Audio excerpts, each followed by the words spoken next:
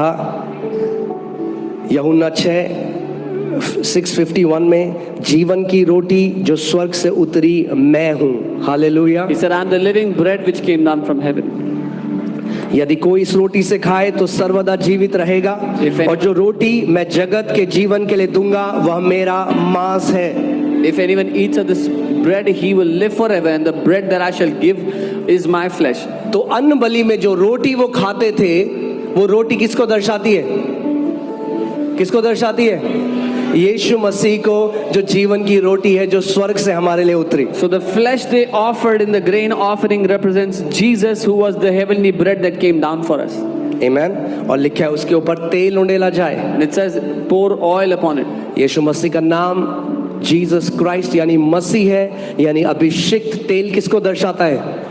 पवित्र आत्मा को, अभिषेक को। वो तेल उसके ऊपर उंडेला गया जब पवित्र आत्मा उसके ऊपर आया। His name is called Jesus Christ because he was anointed when the Holy Spirit came upon him. The oil was poured upon him. Amen। और आप देखते हैं फ्रैंकिंसेंस वो है, जब यीशु मसीह पैदा हुआ, And you see, तीन frankincense. तोहफे जो उसे दिए गए उसमें से एक फ्रैंकिंसेंस था। When Jesus was born, the three gifts that were offered, one of them was frankincense. फ्रैंकिंसेंस दर्शाता है शुद्धता को, It पवित्रता को, और जब वो किसी भी इस बलि में मिलाया जाता था तो फिर से एक स्वीट स्मेलिंग अरोमा, एक सुगंध की तरह परमेश्वर के पास जाता था। It represents holiness and purity, and when it was mixed in this bread, in this sacrifice, it was like a sweet aroma before the Father. Amen। लय व्यवस्था 2:4, जब तू अन्न बलि के लिए तंदूर में पकाया हुआ चढ़ावा चढ़ाए तो वह तेल से सने हुए अखमीरी मैदे के फुलकों या तेल से चुपड़ी हुई अखमीरी चपातियों का हो। And if you bring as an offering a grain offering baked in the oven, it shall be unleavened cakes of fine flour mixed with oil and unleavened wafers anointed with oil.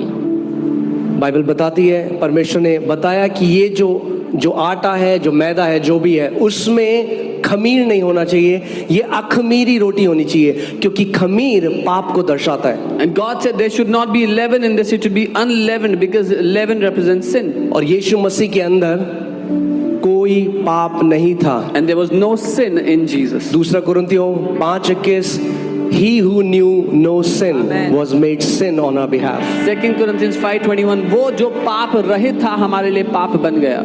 Amen। So जब आप communion लेते हो When और you take साथ में communion, जब आप रोटी भी खाते हो, हर when you- बार जब आप रोटी को तोड़ते हो, आप याद कर सकते हो यीशु मसीह के उस बलिदान को, जो वो हमारे लिए तोड़ा गया, जो उसने अपने आप को, जो पाप नहीं जानता था, हमारे लिए पाप बन गया ताकि हम परमेश्वर की धार्मिकता बन जाएं। When you take communion, even when you break bread, you can remember Jesus, who knew no sin, became sin for us so that we might become the righteousness of God. Amen। Hallelujah. ये क्या था? इसमें खमीर मिली भी नहीं हो। There should be no leaven. अब हमारे लिए हमारा रिस्पॉन्स क्या है? Now for us, what is our response on this? हम कैसे एक ग्रेन ऑफरिंग को रिस्पॉन्ड करें? How do we respond to a grain offering? पहला कुरिन्थियों 5:6, इसमें लिखा है, तुम्हारा घमंड करना अच्छा नहीं, क्या तुम नहीं जानते कि थोड़ा सा खमीर पूरे गूथे हुए आटे को खमीर कर देता है? It says your glorying is not good. Do you not know that a little leaven leavens the whole lump? पुराना खमीर निकाल कर अपने आप को शुद्ध करो। ये पौलुस प्रेरित नए नियम की कलीसिया को कह रहा है।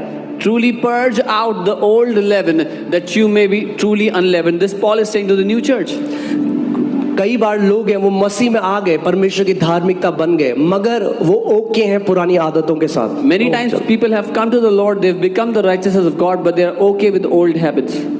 हाँ, आराधना कर रहे हैं, यहाँ खैनी दवाई हुई है। They are worshipping and they put tobacco in their mouth. मैं किसी को कंडेम करने के लिए नहीं कर रहा हूँ, मेरा हार्ट समझिए। I'm not saying this to condemn anyone. Understand my heart.